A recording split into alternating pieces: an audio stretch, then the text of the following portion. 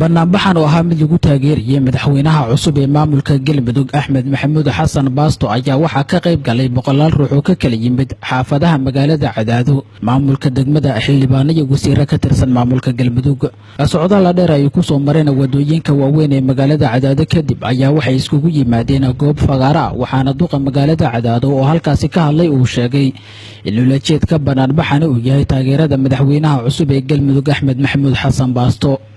waxaan barnaamijkan ku taageeraynaa madaxweynaha cusub ee dowlad goboleedka Galmudug Axmed Baasto oo dhawaan lagu doortay degmada Cadaado waxaan leenahay madaxweyne soo dhawow dadka reer Cadaado waa ku soo dhaweynayaan dhammaan ummadda Galmudug ee maanta qoraxooyinkan arkaya dadkani waxay halkaa u taagan yihiin inay muujiyaan taageeradooda iyo sida ay u taageersan yihiin maamulka cusub ee ka dhashay Galmudug waxaan rabnay ninkii inta ahaa waxaan ku soo dhaweynaynaa salaamka gacale afar iyo tobankii boqolka quraanka xajadiisa waxaan ku leenahay Baasto ku soo dhawow madaxweyne ku-xigeenkii hore ee maamulkii Xibaan iyo Xeeb Cabdi Maxamed Suldaan Axmed Nuur ayaa sheegay inay soo dhaweynayaan si dhowna ula shaqeyn doonaan madaxweynaha cusub ee maamulka Galmudug waxaana madasha qaar ee maamul goboleedyada ay ku midaysan yihiin ku sheegay mid jiritaanka qarannimada Soomaaliya lagu la dagaalamayo Galmudug ma xukumo Cabdiweli Caligaas ma xukumo garowe lagama xukumo Galmudug ayagaa isdhistay Galmudug waa dawlad madax bannaan waa dawlad goboleed madax bannaan sidaa darteed ninaba yuu isku daarinin hadallada la siinaya iyo shahaada bixinaya adduunyada waxaa la arag maamul goboleed shahaado siinaya lama arag taariikhda waa waxaa la arag waa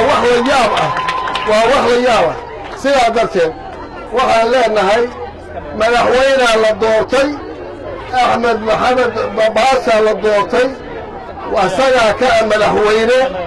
asagaa ku soo dhaweynaynaa asagaa kula soo shaqaynaynaa dhib badan baa laga soo maray waa ka warqabtaan dhismaheedii maantana nin iyo laba iyo koox midna ma yeelanayso qaar ka mid ah xildhibaanada iyo wasiirada maamulka Galmudug oo dhankooda hadlay ayaa waxa ay sheegeen in madaxweynaha cusub looga baahan yahay inuu wax ka qabto dhibaatooyinka ka jira deegaanada Galmudug qaarkood iyo golaha wasiirada xildhibaanada dhammaan waa salaamaya salaanta islaamka salaamu calaykum wa rahmatullahi wa barakaatuh salaamka bacdi dadka aad arkaysaa wuxuu isugu soo bannaan baxay taageerada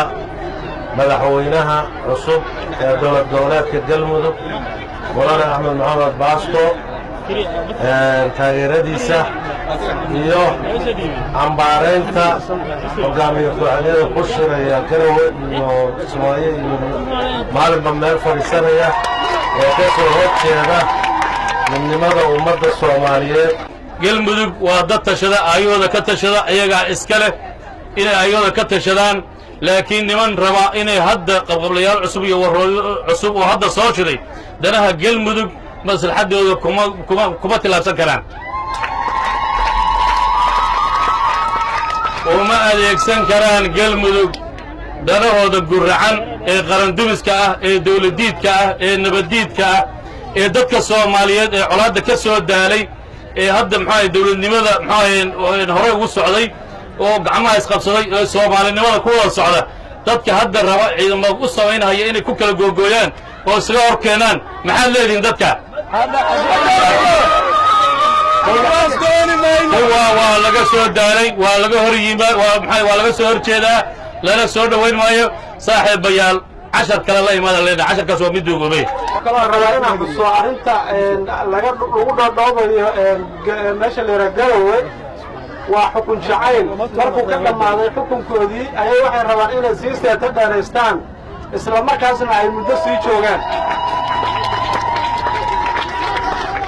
waxa kaloo rabaa halkan inaan ka sheego madaxweynihii hore ee Xaaf wuxuu galay qiyaamo qaran isla markaasna wuxuu burburiyay dastuurkii u yaalay Galmudug oo ay soo ansixiyeen 800 oo ergo isla markaasna wuxuu dhulka ku dhuftay dastuurkii iyo wixii ay higsanayeen ummadda Galmudug